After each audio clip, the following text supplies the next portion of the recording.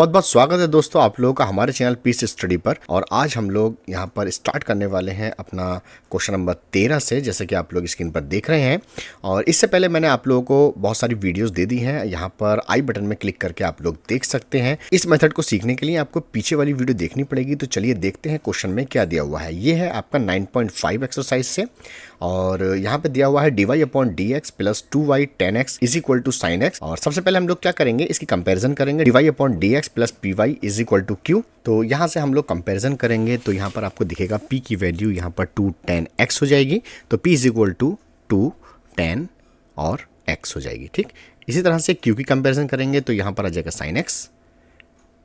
ठीक, उसके बाद में हम लोग यहाँ पर if निकालेंगे। if क्या होता है, e की पावर इंटीग्रेशन p dx,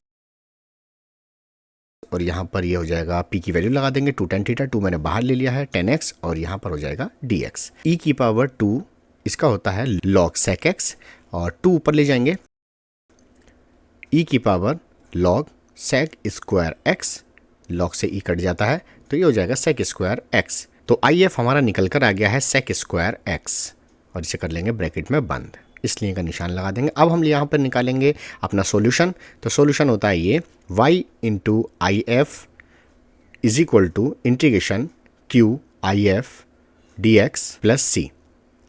तो यहाँ पर हम लोग y एज इट इज रखेंगे और आई एफ की वैल्यू लगा देंगे, जो कि है हमारे पास sec square x is equal to q की वैल्यू लगाएंगे जो कि है sine x into I F sec square x और डी एक्स प्लस सी।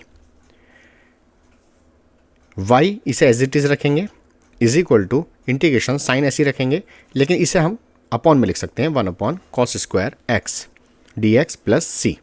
अब यहाँ से दोनों के बटे में अलग अलग कर लेंगे। Sec square x is equal to integration sine x upon cos x into 1 upon cos x d x plus c. अब ये बन गया टेन और ये बन गया सेक, तो y into sec square x is equal to integration tan x into sec x d x plus c. y sec square x is equal to ये फॉर्मूला सेक एक्स का प्लस सी। बस यही आपका यहाँ पर solution हो जाएगा इसका। लेकिन इसके अंदर हमें कुछ और भी दे रखा है, y इक्वल टू 0 रखना है और x equal to pi by 3 रखना है। तो यहाँ y equal to 0 and x is equal to pi by 3 रखने पर, तो y सेक स्क्वायर एक्स, और यहाँ पर x की जगह मैं पाई अपॉन 3 रख रहा हूँ, is equal to sec pi upon 3 plus c. अब यहाँ y की जगह पर भी हम क्या काम करते हैं, 0 रख देते हैं। ठीक है, अब ये पूरा 0 हो जाएगा तो ये 0, तो इसकी वैल्यू होती है 2 प्लस सी। तो c की वैल्यू आ गई -2, इसलिए का निशान। अब सिंपली आपको इस समीकरण में इसको उठाकर रख देना है। तो यहाँ पर आ जाएगा सॉल्यूशन। तो y sec square x is equal to sec x -2, और यही आपका आंसर हो जाएगा। ज़्यादा से ज़्यादा क्या काम कर सकते हैं, आप इसको बटे में ले जाइए सेक स्क्वायर एक्स, तो यहाँ से बचेगा cos x into 2 cos square x. Cos x common ले सकते हैं, 1 - 2 कॉस एक्स, और ये ही आपका इस इक्वेशन का फाइनल आंसर है। उम्मीद है दोस्तों आप लोगों को ये क्वेश्चन अच्छा लगा होगा, आपको पता चली गया होगा। ये आवाज़ मैंने अलग से रिकॉर्ड की है क्योंकि मेरा माइक बंद रह गया था। तो प्यारे बच्चों, ये है हमारा 14 क्वेश्चन, और अब इसे देखते हैं कि किस तरीके से करना है। सबसे पहले मैं आप लोगों को बता दूं कि dy अपॉन dx के मल्टीप्लाई में कुछ भी नहीं होना चाहिए। जैसे कि यहाँ पर ये ब्रैकेट है, तो इस ब्रैकेट को हम लोग क्या करेंगे, यहाँ से रिमूव करेंगे। वो किस तरीके से करेंगे, भाग करके करेंगे। तो हम यहाँ से इससे भाग करेंगे, तो मैं डिवाइड कर रहा हूँ। जब इसे डिवाइड करेंगे इसी ब्रैकेट से, तो यानी कि आप कॉमन लेंगे, आप कॉमन भी ले सकते हैं, आप डिवाइड भी कर सकते हैं। तो मैं सिंपली डिवाइड कर रहा हूँ पूरी समीकरण को इससे। तो यहाँ तो dy अपॉन dx बचेगा सिंपल, प्लस यहाँ पर आ जाएगा इसके बटे में, तो मैं इस तरीके से लिख देता हूँ। ठीक है, उसके बाद में इसके बटे में आ जाएगा, तो ये हो जाएगा होल स्क्वायर। ठीक, इतना कर दिया हम लोगों ने। अब उसके बाद में हम इसकी कंपैरिजन करेंगे। कंपैरिजन किससे करते हैं, dy upon dx plus py is equal to q। अब यहाँ p की वैल्यू ये पूरी है, तो p is equal to 2x upon 1 plus x square and q 1 plus x square का होल स्क्वायर हो जाएगा। ठीक, इतनी बात आपके समझ में आ गई होगी। अब इसके बाद में हम लोग निकालते हैं समाकलन गुणांक, जिसे कहते हैं हम integration factor IF p dx। ये इसका फॉर्मूला होता है, ये ऐसे लिखिए, इंटीग्रेशन p की वैल्यू लगाइए। देखिए नीचे वाले का डिफरेंशिएशन ऊपर रखा हुआ है पूरा का पूरा। आप देखेंगे अगर नीचे वाले का मैं डिफरेंशिएशन करूं तो 1 का हो जाएगा 0 और इसका हो जाएगा 2x, तो 2x ऊपर हैगा, यानी कि नीचे वाले का पूरा डिफरेंशियल ऊपर है। तो इस तरीके की अगर कंडीशन होती है तो डायरेक्ट आप लिख सकते हैं ये पूरा log x का फॉर्मूला बना हुआ है। ठीक, इससे कैंसिल आउट हो जाएगा तो बच जाएगा 1 प्लस एक्स स्क्वायर। तो आई एफ जो आ गया हमारा वो आ गया 1 प्लस एक्स स्क्वायर। उसके बाद में व्यापक हल, तो व्यापक हल कैसे निकालते हैं? व्यापक हल का फॉर्मूला होता है हमारे पास में y गुणा I F is equal to integration q I F into d x plus c. Y को ऐसे रखिए, आई एफ की वैल्यू लगाइए 1 plus x square, integration q की वैल्यू लगाइए का होल स्क्वायर गुणा आई एफ की जगह पर 1 plus x d x plus c, एक ब्रैकेट से एक कट जाएगा तो y into 1 plus x square integration 1 plus x square d x plus c. जी हाँ, ये 10 का फॉर्मूला बन गया। तो ये आ जाएगा आपका y 1 plus x square is equal to 10 inverse x plus c. अब यहाँ पर ये हमारी डिफरेंशियल इक्वेशन सॉल्व हो गई है, लेकिन हमें x की जगह पर 1 और y की जगह पर 0 रखना है। तो y equal to 0 and x equal to 1 रखने पर, तो देखिए y की जगह 0 रखेंगे तो पूरा 0 हो जाएगा।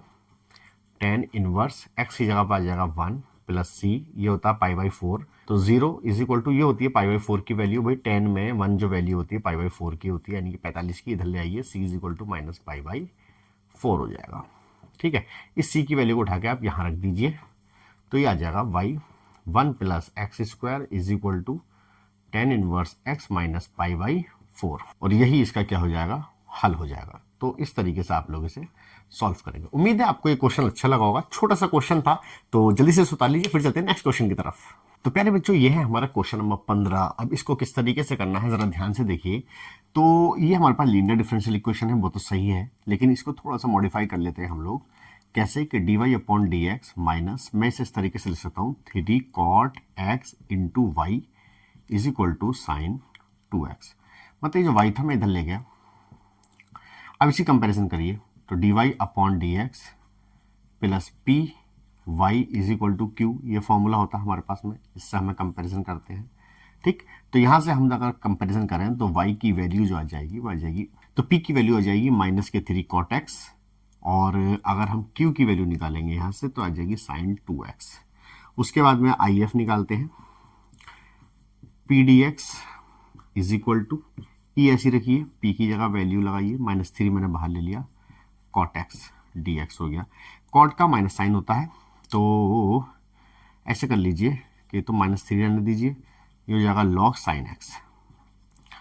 ठीक है ना, उसके बाद 3 को ऊपर ले जाइए तो ये बन जाएगा लॉग साइन एक्स की पावर -3, और ई से लॉग कट जाएगा तो ये हो जाएगा साइन -3x, प्लस का हो जाएगा तो माइनस से प्लस का हो गया, और ऊपर को फिर ले जाएंगे तो कोसेक 3x हो जाएगा।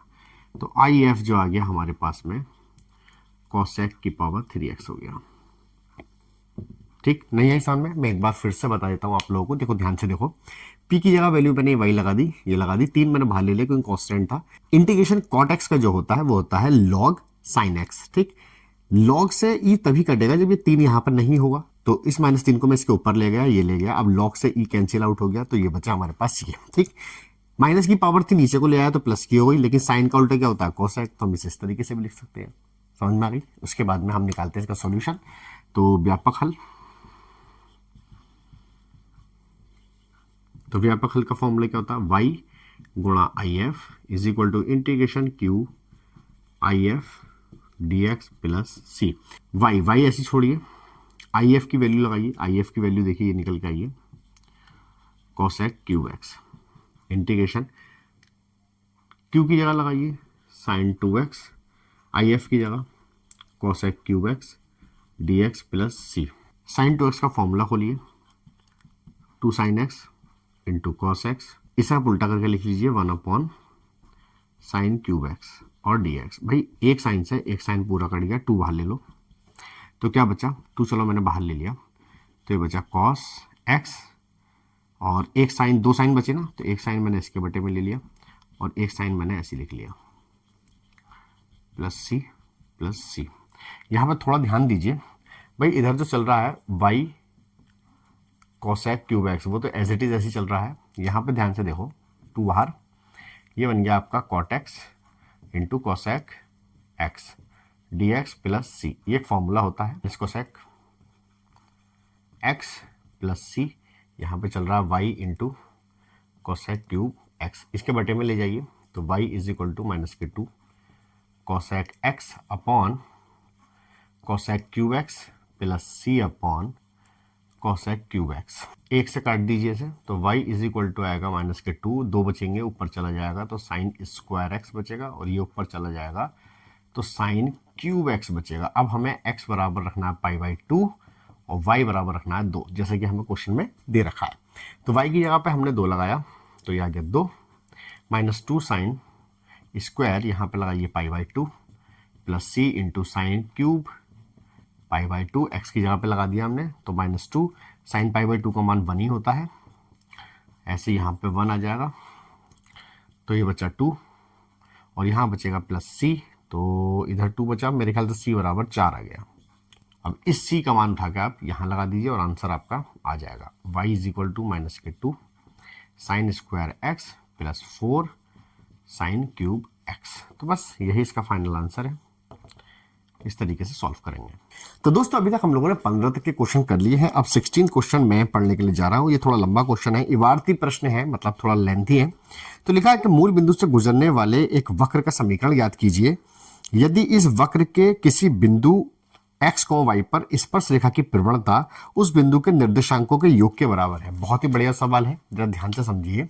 प्रवणता को हम जो कहते हैं, 16 क्वेश्चन है, पहली बात तो जो प्रवणता है x प्लस y के बराबर दे रखा है, बस सिंपल सा क्वेश्चन है। और यहाँ जो बिंदु दे रखा है आपको, वो दे रखा है आपको 0,0, मतलब x बराबर 0 रखना है और y बराबर 0 रखना है, तब c का मान निकालेंगे, जैसे कि इससे पिछले वाले क्वेश्चंस में हम लोग करते आ रहे थे।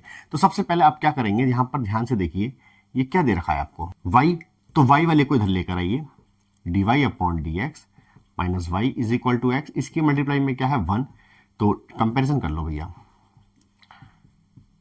P y is equal to q होता है, तो यहां से आपका p की वैल्यू आ गई -1 और q की वैल्यू आ गई x, if निकाल लो, इंटीग्रेशन पी डी एक्स होता है, -1 ले लो, 1 dx ले लो, तो ये आ जाएगा माइनस और इसकी वैल्यू हो जाएगी x, तो if तो हमारा ये आ गया। अब इसका हल, समीकरण का हल या व्यापक हल भी लिख सकते हैं आप, क्या होता है y गुणा I F is equal to integration q गुणा I F d x plus c.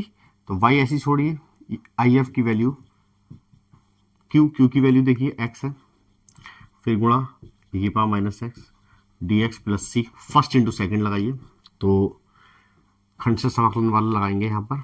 तो कैसे लगेगा दोस्तों, देखो यहाँ पे ध्यान से, फर्स्ट ऐसे ही, सेकेंड का इंटीग्रेशन, फिर minus d upon d x x e की power minus x d x और फिर डी एक्स और फिर डी एक्स प्लस सी, ये यही चलता रहेगा।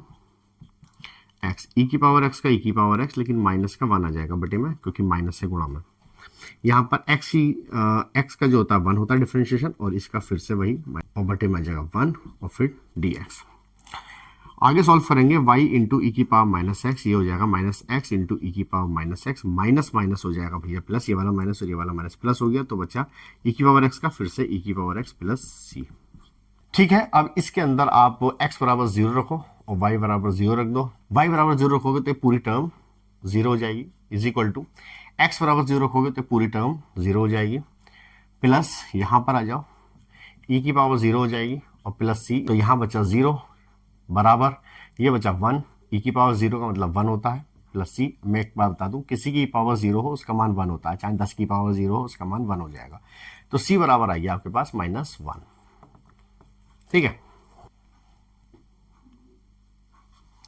यहां पर जब इसका इंटीग्रेशन करेंगे तो -1 हो जाएगा, तो प्लस माइनस माइनस हो जाएगा, यहाँ पर मुझसे थोड़ी गलती हो गई, और ये -1 तो ये प्लस का आ जाए। तो अब लगा दीजिए आप इस वाले समीकरण में, तो इसे समीकरण 1 कह दो चाहो तो समीकरण 1 में रखने पर, तो y इंटू ई की power minus x is equal to minus x e की पावर माइनस एक्स, फिर ये हो जाएगा देखो प्लस माइनस माइनस ई की पावर माइनस एक्स, और फिर ये सी की जगह पर आ जाएगा +1, तो ये आ गया +1, ई की पावर एक्स से सबको मल्टीप्लाई करो, तो यहाँ तो इसके बटे में आ जाएगा, इस तरीके से, और इसके बटे में आ जाएगा, इससे कैंसिल, इससे cancel, y is equal to minus x, ये हो जाएगा -1 और इसे ऊपर ले जाओगे e की पावर x। तो ये हो गया आपका फाइनल आंसर, ये -1 है आपका। ठीक, तो इस तरीके से क्वेश्चन करेंगे, उम्मीद है आप लोगों को समझ में आया होगा। तो जल्दी से इस क्वेश्चन को डाल लीजिए, फिर चलते हैं नेक्स्ट क्वेश्चन की तरफ। तो प्यारे बच्चों, अभी हमारा 17 क्वेश्चन लिखा है कि बिंदु 0,2 से गुजरने वाले वक्र का समीकरण याद कीजिए। यदि इस वक्र के किसी बिंदु के निर्देशांक का योग, भाई निर्देशांकों का योग, उस बिंदु पर खींची गई स्पर्शी, भाई स्पर्शी होती है ये, के परिणाम से 5 अधिक है। लो जी, ये समीकरण बना आप लोगों का। ठीक, तो ये क्वेश्चन आपके में भी कुछ ऐसे ही लिखा हुआ होगा, देख लीजिए आप। ठीक, 17वां क्वेश्चन है, तो चलिए जल्दी से इसे करते हैं। पता है प्यारे बच्चों, इस तरीके के क्वेश्चन बहुत आसान होते हैं। यहां पर आप एक बात देखो, dy/dx में ये देखिए ऊपर की तरफ क्या है, y, तो आप इस y को इसके साथ रखिए, इसको इसके साथ रखिए, तो आप dy/dx minus y is equal to x minus 5 हो जाएगा। ठीक, अब इसी कंपैरिजन करिए, dy/dx, py is equal to q होता है, तो यहां से p की वैल्यू आ जाएगी -1 और q की वैल्यू आ जाएगी पूरा x माइनस 5, ये पूरी आ जाएगी। ठीक, उसके बाद में हम if निकालते हैं। if क्या होता है, pdx, तो e ऐसी रखिए, p की वैल्यू 1dx, तो ये फिर से e की पावर माइनस x आ गया। अब यहां से सॉल्यूशन निकालेंगे, व्यापक हल क्या होता है, y गुणा if is equal to integration q गुणा if dx प्लस c। तो y गुणा if की जगह e की power minus x, integration q की वैल्यू लगाइए x माइनस 5 और इसकी वैल्यू फिर से माइनस e की पावर माइनस x और dx प्लस c। यहां पर फिर से फर्स्ट इंटू सेकेंड लगाएंगे, तो इसे ऐसे लिखिए, फर्स्ट ऐसे, सेकेंड का इंटीग्रेशन, फिर minus d/dx x minus 5 integration e की पावर माइनस x dx, फिर पूरे का dx और प्लस c। यहां से x minus 5 as it is रहेगा, e की पावर x का माइनस नीचे आ जाएगा। यहां से आप देखिए, इसका तो हो जाएगा 1, इसका हो जाएगा 0, और यहां से e की पावर x का फिर से e की पावर x और माइनस के 1 नीचे आ जाएगा, फिर dx और प्लस c। माइनस बाहर ले आइए, ये वाला माइनस ही बाहर ले आइए, माइनस माइनस प्लस हो जाएगा, e की power minus x dx plus c, 1 के साथ इसकी मल्टीप्लाई करोगे तो यही आ जाएगा। तो ऊपर लिखते हैं y इंटू e की पावर माइनस x, तो ऐसे ही चल रहा है हमारा, x माइनस 5 e की पावर माइनस x प्लस, अब देखिए इसका इंटीग्रेशन करेंगे तो e की power minus x upon -1 plus c, plus minus minus, तो इसे सही से लिख लीजिए, y इज इक्वल टू, इसके बटे में ले जाइए सबको, ये प्लस माइनस माइनस हो जाएगा,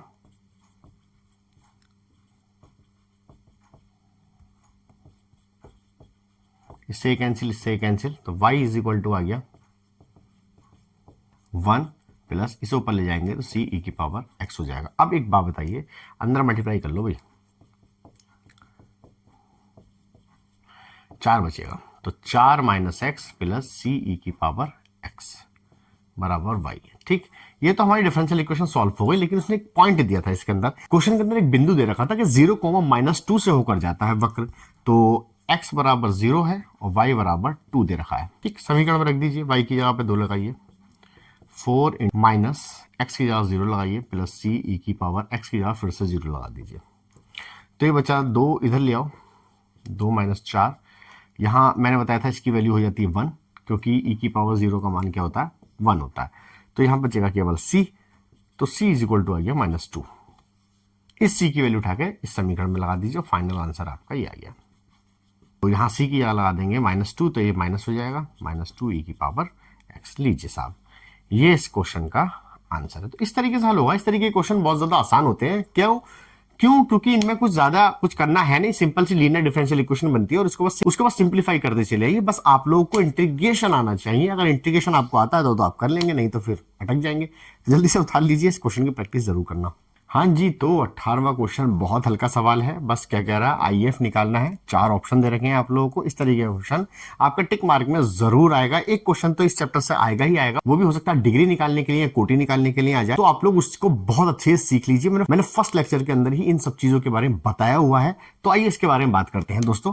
तो सबसे पहले आप ये जो चीत मकोड़े दिखाई दे रहे हैं, आपको इन्हें बटे में लेके जाइए, जो क्योंकि डिफरेंशिएशन के बट गुणा में कुछ भी नहीं होना चाहिए।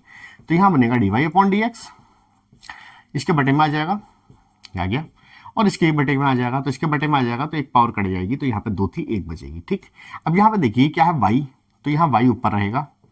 ठीक है, तो ये 1/x p की वैल्यू हो जाएगी। कैसे कंपैरिजन करेंगे, इससे कंपैरिजन करते हैं ना हम। यहाँ पर इतने क्वेश्चन करा दिए मैंने, अब तो आपके पक्के हो जाना चाहिए। कम से कम हमने 4 लेक्चर पिछले के जितने भी हैं, यानी कि 10 लेक्चर से को जितनी भी कहानी चल रही है वो डिफरेंशियल इक्वेशन की ही चल रही है इस वाले। ठीक, तो यहाँ से p की वैल्यू आ जाएगी -1/x। क्यों की जरूरत नहीं है, क्योंकि हम IF निकालना है। तो IF is equal to formula होता है इंटीग्रेशन p dx। तो यहां से e ऐसी रखिए, p की जगह लगा दीजिए 1/x dx, माइनस मैंने बाहर ले लिया, और 1/x का मुझे पता है log x होता है, और आपको भी पता होगा। ठीक, लेकिन इस साइड से काट नहीं सकते आप, तो क्या करेंगे, इस x को पहले ऊपर लेके जाइए, तो e की पावर log x इनवर्स हो जाएगा। अब ये कट जाएगा, तो यहाँ पे क्या बचेगा, x इनवर्स, और x इनवर्स को हम लिख सकते हैं 1/x। तो इसका आंसर हो गया सी ऑप्शन, इसका बिल्कुल करेक्ट हो जाएगा। ठीक, इसी तरीके से 19वां क्वेश्चन भी मैं आपको कराता हूं। तो प्यारे बच्चों, ये है 19वां क्वेश्चन, और इस क्वेश्चन को कैसे करना है देखिए। सबसे पहले ये मल्टीप्लाई में है, तो इसे डिवाइड में लेके जाइए। तो dx/dy प्लस y/1 - के y² इंटू x बराबर, इसके बटे में आ जाएगा ये 1 - y²। ठीक, उसके बाद में ये हो जाएगा पूरा का पूरा p, तो y/1 - y², और ये q की जरूरत नहीं है क्योंकि हमें IF निकालना है। तो IF इज इक्वल टू हो गया हमारा इंटीग्रेशन p dy होता है, क्योंकि y के रेस्पेक्ट में है तो इसलिए यहाँ पर y आएगा। यहाँ पर ये x के रेस्पेक्ट में था, तो यहाँ p के साथ देखा होगा आपने dx आएगा। ठीक है, तो यहाँ पर कंफ्यूज मत होना बिल्कुल भी। तो p की वैल्यू लगा देंगे हम 1 - y² और dx। तो एक काम कर लीजिए, आप लेट कर लीजिए नीचे वाले को, तो 1 - के y² is equal to t हो गया। ठीक, तो 0 - के 2y और y का dy इज इक्वल टू हो जाएगा dt। तो हमें चाहिए केवल y dy, तो dt/-2 हो जाएगा। यहाँ लगा दीजिए इंटीग्रेशन y, इसकी जगह तो आ जाएगा dt, और ये -1/2 बाहर, और इसकी जगह आ गया t। तो ये बच्चा e -1/2, और ये हो गया log t। इसे ऊपर लेके जाओगे, इसके सर के ऊपर, इसके सर के ऊपर लेके जाओगे, तो log t की पावर -12। तो यहां से log से e कट जाएगा, तो बचेगा t की पावर -1/2, और -1/2 को हम लिख सकते हैं 1/√t नीचे को ले जाकर। तो √t हो गया है, तो t की वैल्यू लगा दो आप, ये रही, तो ये आ जाएगा 1 - के y²। जहां भी ये इसका आंसर है उस पर आप टिक लगा देना। तो इस तरीके से हम लोग क्वेश्चन करेंगे। 2 छोटे छोटे क्वेश्चन थे ये, और ये खत्म हो गए। तो दोस्तों फाइनली ये चैप्टर हमारा कंप्लीट होता है। मैंने इसमें A to Z आप लोगों को सारे के सारे क्वेश्चन कराए हैं, और अब मैं नया चैप्टर स्टार्ट कराने वाला हूं। आप मुझे कॉमेंट में जरूर बताइए कौन सा चैप्टर मुझे स्टार्ट कराना है। और इससे पहले जो भी मैंने समाकलन के अनुप्रयोग करा दिया है, आप उसको जाकर देख लीजिए, आई बटन में ऊपर दे दूंगा, और लिंक डिस्क्रिप्शन में ही मिल ही जाएगा आप लोगों को। हाई स्कूल की सीरीज चल रही है, उसे भी देखते रहिए। केमिस्ट्री की मैं बहुत लगातार वीडियोस लेकर आ रहा हूं, उसे देखिए। अपने नंबर पक्के कर लीजिए, उनको याद कर लीजिए, उनको रट लीजिए, क्योंकि आपके पास अब इतना वक्त नहीं है। 6-7 दिन आपके सारे रह गए हैं, उनको रट लीजिए वीडियोस को। नेमिंग रिएक्शन में आपके 5 नंबर आएंगे, तो उन रिएक्शन को जरूर कर लीजिए। 2-4 वीडियो मेरी और लगातार आने वाली है केमिस्ट्री के ऊपर, उनको जरूर देख लीजिएगा, क्योंकि वो अनसोल्ड के क्वेश्चन है। तो दोस्तों जल्दी मिलेंगे नेक्स्ट वीडियो में, तब तक देखते रहिए हमारे पीस स्टडी चैनल को, और सब्सक्राइब करना बिल्कुल मत भूलिएगा।